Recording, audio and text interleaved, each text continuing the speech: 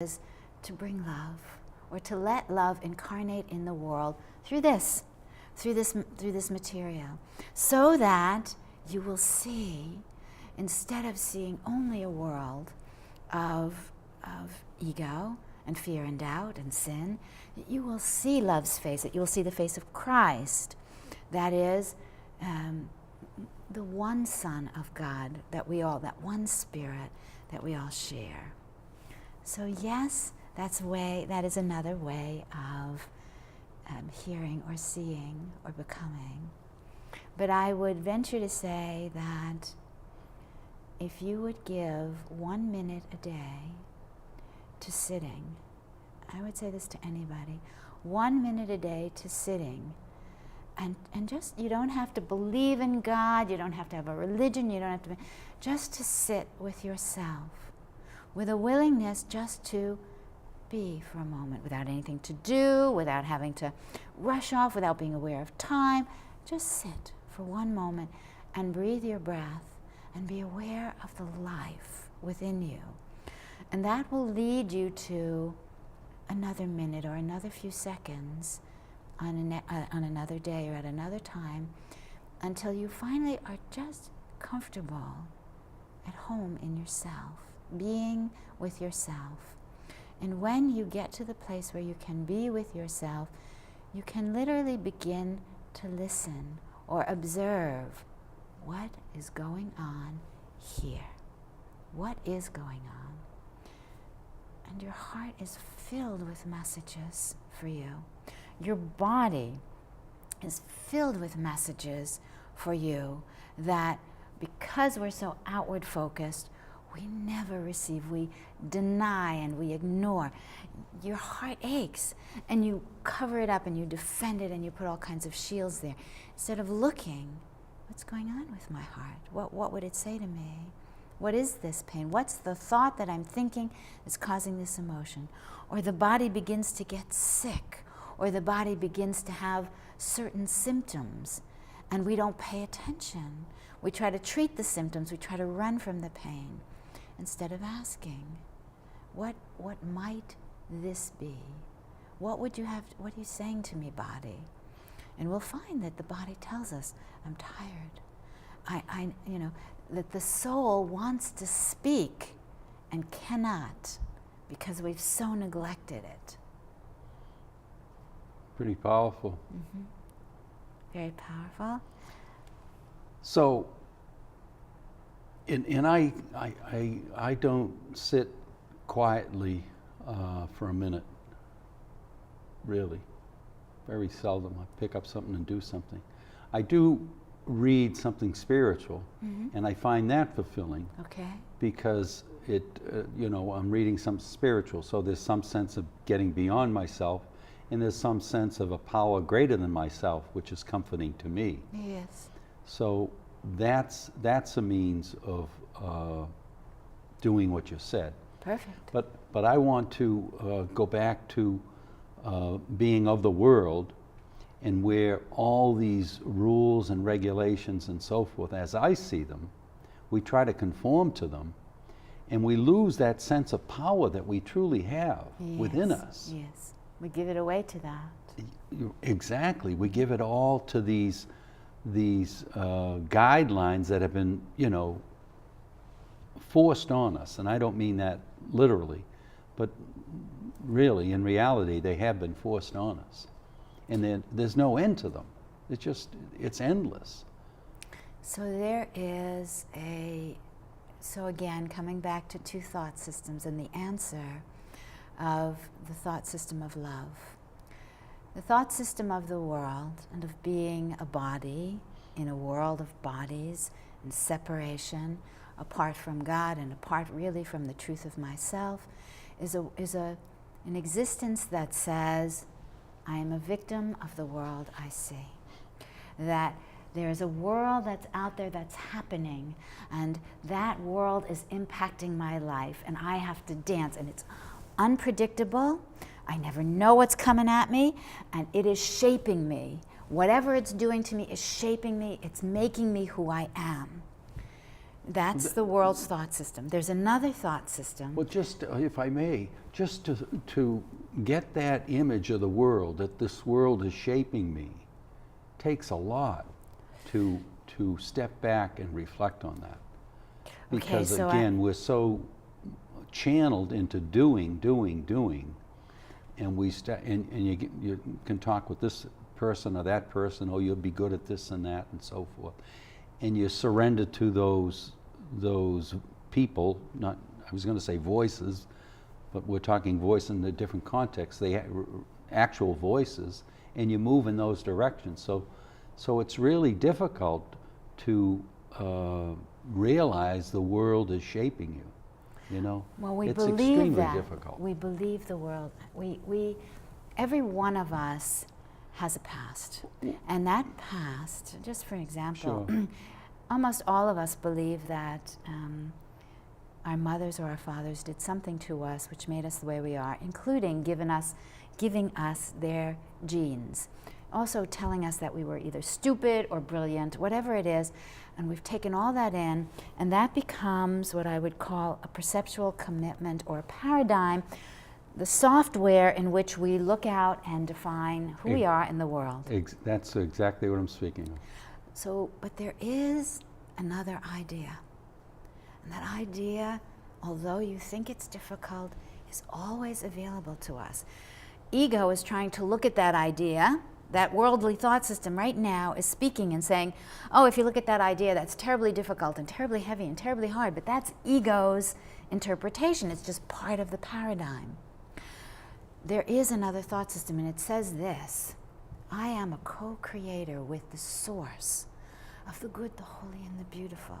I have power by virtue of the fact that my Father, my Creator, is power. And everything that happens, I co-create, I interpret everything as I see it, and I am never a victim of the world I see. It takes courage to live out of that place. The problem is most of us sort of think that might be true, but we try to split and live in both places. Exactly. And the work is to move from the thought system of the false self, the ego, who's listening to this now and going, oh, I could never do that, into the place of, I would consider the possibility that I am as God created me. And with all of the creative power that God has in itself moving through this life. And that is where I would keep my thoughts. And the way I keep my thoughts there is by doing what you said, which is sometimes reading spiritual literature and then taking a moment afterwards to wrap my mind around what was said, asking Spirit, enlighten me, give me your meaning for this. And you will see, and I'm sure this happens to you, you get the reinterpretation. Absolutely. Well, that sense of sitting for a minute I can see that would work, you know, once you allow yourself permission to sit for a minute. Yes. You would gain that sense of, wow, that was really interesting, or whatever phenomenon you say. But again, it's that discipline of doing it. In the world, you know, to be of the world, you have to be doing. And that's the message, as you said, rightly so, from your parents and so forth, and other people that you're bumped into. So you have to bump into people who are of a different mindset, and they are difficult to find. I think there's a greater sense of finding that. I saw an article not too long ago about some CEOs of company, or some,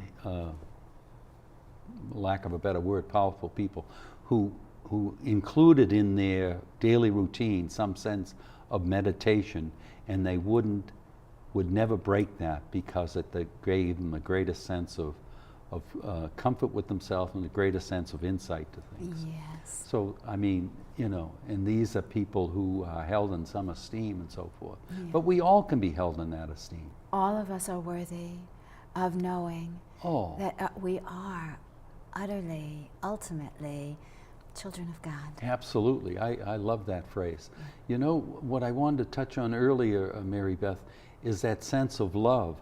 I think there's the love that you speak of is a different love than of the world as Yes, such. very good. And Yes. that's where there's a great deal of difficulty with that. Yes. You know, in our language, there's only one word for love, but other languages, there's other sense of love. And that's where, having said that, that's probably a big problem here. We probably ought to develop another way of using the word love and create another word to resonate that so that we'd be more aware of it. Yes. You know? Yeah. Yeah. So that, there again, we're trapped by the words that we use.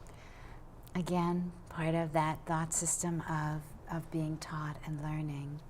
So it is, I think it is true that, I mean, love is of God. We know that. We use this word love with all its limits of what we think love is in the world, with its romance and its roses and its Valentine's Day and its Mother's Day, and we're going to celebrate, you know, but it has been tainted.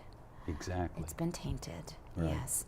And it's become something where it's a give, now it's not love. What love is just a giving of the whole of itself in complete extension, in totality. It holds nothing back and it excludes no one, and it just keeps expanding. That's what love does.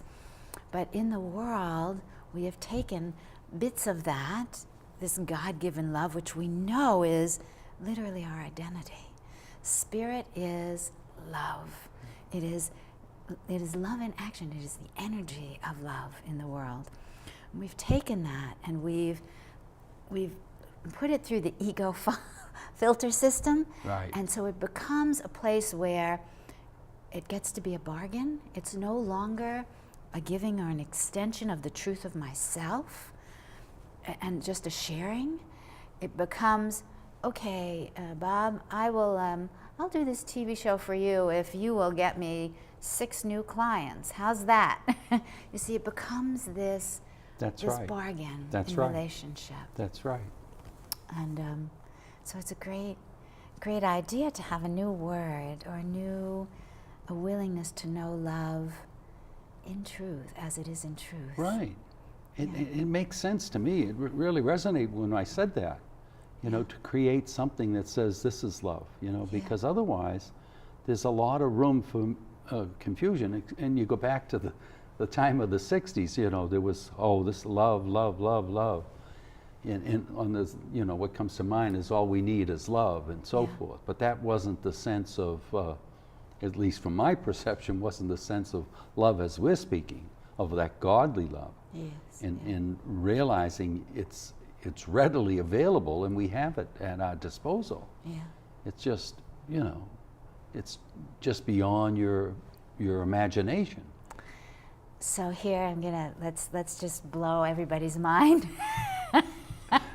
Sounds Keep good. blowing mine. So if you another way of thinking about love, and I said it quickly before and I'll say it again, who or what you are is love. Your true identity is not that worldly person with a name and a career and the role of a mother or a CEO or a janitor or a brother or sister or any of those things. It's not your past and, you know, accumulating into this moment. Really, your true identity, the identity which we have all rejected in the name of this individual identity, false self, to become someone, we have cast off what we are. Right. And what we are literally is one with or the same as love. But because we don't know what love is in this world, when we say that, it sounds absurd and you can't get your mind around love. Well, what does that mean? I'm love. What does that mean? Exactly. That's right. It's a wonderful problem to ask, what does that mean? It's a wonderful question to ask, who am I? What does it mean when I accept or begin to ponder the reality that I am love? I'm not Mary Beth Scalisi. I'm not a psychotherapist. I'm not, the mother of my children. Not really. All of those things are aspects or fragments of the desire and the education that I was given to become someone. Right. But in the becoming of someone, I have lost. Lost myself. Yes, my Right. true self. Right. Right. Yeah. So we're all given to look. And how would you begin to look for your true self except by going inward, inside? How, or in relationship, as you said. Yeah. I see. I moved to the situation. I have to get out of myself. Ah, That's my sense of seeing who I am, and it's not that I'm using others to affirm who I am, but to offer some insight as to who I am, and it's strictly some sense of insight. But ultimately, who and people do that with some sense of aid, and you've done a great deal of that, Mary Beth, through my attending things and conversing with you and so forth. And other people have done that. But the ultimate source is the true love, is the God of my understanding that brings that sense of who I am. yes. And it's just, I'd say it differently than you, but that's where I get that sense, is I know that I am love, period. And there's nothing more I have to be. Yes, that's a beautiful knowing. But it's difficult to, and I can say that, but I don't really fully believe that. It's always evolving, which is wonderful, Yes. Yeah. Yeah. And it's that pausing and reflecting that has caused me to move to that position, Yes. in that pausing, not nicely as you say. Right. But left to my own devices, I'm not going to get there. And as you've said earlier, it's through relationship. And the ultimate relationship is defining that God who is pure love Yes. and tapping into that. Yes. And that's an overwhelming thing, to think pure love loves me. Wow, Yes. that's beyond, Yeah. And would appear in every one of those relationships. And that God would appear in every one of our relationships as the face of the Christ or Spirit for you, if you are willing to look for that. Exactly. That resonates now. I don't know if you're probably aware of this. Mother Teresa, she has a book that like a daily reflector. And actually, I didn't read it. I got it on tape. I don't like to read. And that's what her approach was always seeing Christ in everyone that she met. Mm-hmm. And I mean, that's a wonderful way to interact with someone. Yes. And that's what you've just said. Yes. Yeah, it brings joy, and it takes the fear away, and it gives you some sense of affirmation of who you're dealing with, that, wow, I can deal with this. It gives you Absolutely. courage and all of that. And trust. You yeah. can trust in the relationship, and we're asked to trust in our relationships that God is right there. Exactly. Yes. Exactly. Yeah, and to forgive the rest. Oh, sure. Yeah. And to forgive the rest, because what's going to come up is opportunities for forgiveness. Absolutely. Yeah. That's all it is always having opportunities. Yeah. So that's that sense of getting out of myself. And of course, well, if I can, that was the whole sense, and I'm not firm in this, is Jesus coming into the world was to reflect that love, Yes. because otherwise it's difficult, if I have my own view of God, I'm going to make myself a God, and I'm going to, which as far as I can see, that's what has transpired in the world. Everyone Makes their own God. Exactly. They make their Yes. own God and so forth. Just like we make the world. We have our projections, and those projections are part of that perceptual paradigm that we're committed to, and we see it out there. We just project it out there. Right. And why wouldn't you? Knowing nothing else, you do that, and you do it Exactly. with the goodness of your heart and so forth, and it's. but now you know something else, and so does everybody who's listening. Everybody here and is listening to this program knows something else now. And that's what we call waking up. Right. That's a step in waking up right there. Well, that in itself is a nice thing to reflect on. Each day we wake up, we can use that as a symbolism of we're love.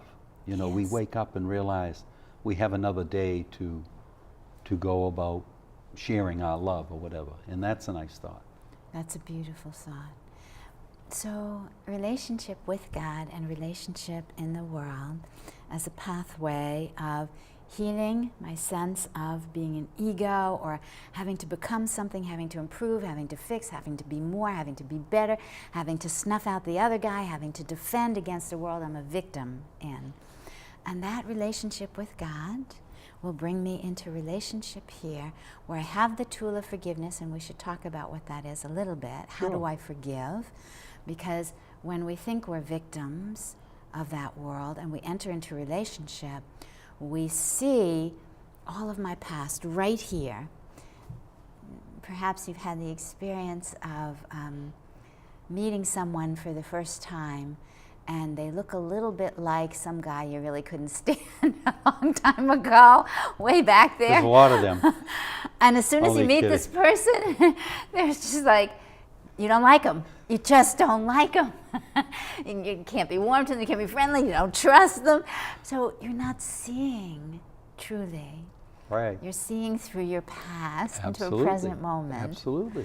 and projecting Right. that out. It's an illusion. That is an illusion of somebody. Well, you know, it's difficult to not do that. If you see a tiger, it's a tiger, and you're going to say, "Whoa, I've had enough dealings with a tiger," and then again, finding that strength within yourself that I can do things different, and of course, I can see you know, differently. Exactly. So you wanted to touch on forgiveness. We have about 10 minutes or thereabouts. Okay. So I think a lot has to do with forgiveness. So Great deal. Has your to do with insights. forgiveness. Well, in the ego's plan for forgiving, the ego looks out and says, you are bad, you are evil, you are disgusting, you are despicable, you deserve to be punished, but I'm going to be better than you and I'm going to pardon you. And this pardoning is not forgiveness. This pardoning is just one-upsman on I'm holier than you are and you're still bad and evil. There's no forgiveness in it. That's an interesting thought. I think that's true. Yeah. So forgiveness has to reach higher. We cannot forgive at the level of the seeing, of the perception, because we're stuck in that level at the belief that what's happening in front of us is real. But there is another way of seeing and understanding that this, I would call him brother or sister, this person I'm in relationship with is a holy child of God like me.